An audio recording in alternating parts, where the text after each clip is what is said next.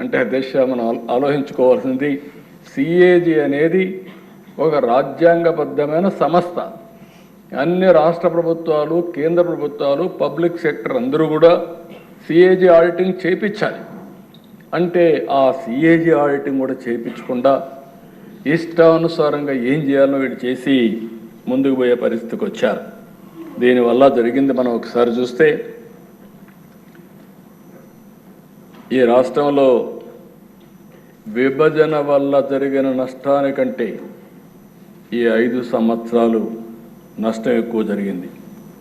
విధ్వంసం, అరాచక, అసమర్థ, చీకటి పాలనలో రాష్ట్రం 30 సంవత్సరాలు వెనక్కి పరిస్థితికి వచ్చింది. చాలామంది నన్ను అడిగారు, చాలామంది మాట్లాడినప్పుడు చెప్పారు, మీరు ఈరోజు మాట్లాడుతున్నారు అపోజిషన్లో మీటింగుల్లో 10 లక్షల కోట్ల అప్పు ఉన్నాయి, మీరు ఏ విధంగా చేయగలుగుతారన్నారు. అంటే నేను ఒకటే చెప్పాను దిశ, ఏ విధంగా చేయగలుగుతారని మీరు అంటున్నారు. 40 సంవత్సరాలుగా నేను రాజకీయాల్లో ఉన్నా, అందరికంటే ఎక్కువ సమయం నాకు ముఖ్యమంత్రి ఇచ్చే అవకాశం ఇచ్చారు, ప్రజలు బ్లెస్ చేశారు. ఈరోజు ప్రజలు కష్టాల్లో ఉంటే నేను పారిపోవడానికి సిద్ధంగా లేను.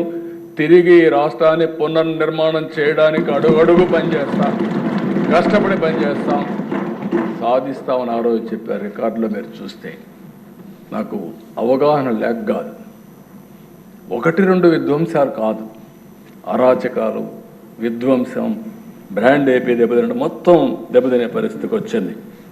అధికారం అంటే మేము ఒకటే ఆలోచించాం, ఇది ఒక బాధ్యత. అధికారంలో ఉన్న ప్రతిపక్షంలో ఉన్న ఎప్పుడూ ప్రజాపక్షంలోనే పనిచేశాం, ప్రజల కోసం పనిచేశాం. ఈరోజు అధికారం ప్రజలకు సేవ చేసే అవకాశంగా తీసుకున్నాం. అంటే మళ్ళీ ఈ అధికారాన్ని ఉపయోగించి భవిష్యత్ తరాలకు మంచి భవిష్యత్తు అందించే విధానాలకు శ్రీకారం చుడతామని చెప్పి కూడా నేను మీకు తెలియజేస్తున్నా.